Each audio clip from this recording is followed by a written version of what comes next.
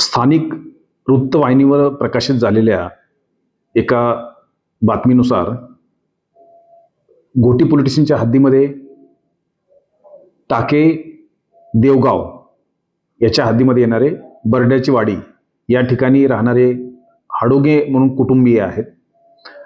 त्यांच्या कुटुंबापैकी काही मुलं ही बाहेर इतर ठिकाणी विकली गेलेली आहेत अशा स्वरूपाची ती बातमी होती.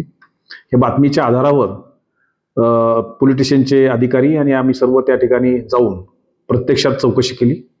ते सर्व कुटुंबीय यांच्या बाबतीतली माहिती घेतली.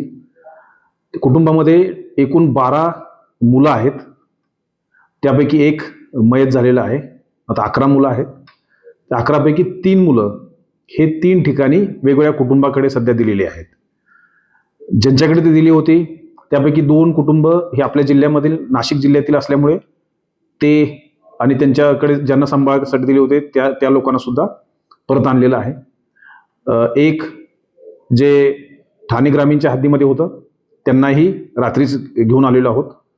आणि आता संपूर्ण कुटुंबीय 11 मुलं, आई वडील आणि 3 मुलं ज्यांच्याकडे दिलेली होती ते सर्व हे आमच्या घोटी पोलीस स्टेशनला आहेत.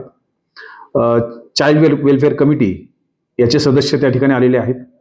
आणि हे संपूर्ण प्रकार काय आहे, कशासाठी मुलं दिली होती, त्याचा उद्देश काय होता याबाबतची सविस्तर चौकशी ही चाइल्ड वेलफेअर कमिटी सध्या करत आहे. त्यांच्या चौकशीनंतर जो अहवाल प्राप्त होईल त्यानुसार पुढील कारवाई करत आहोत.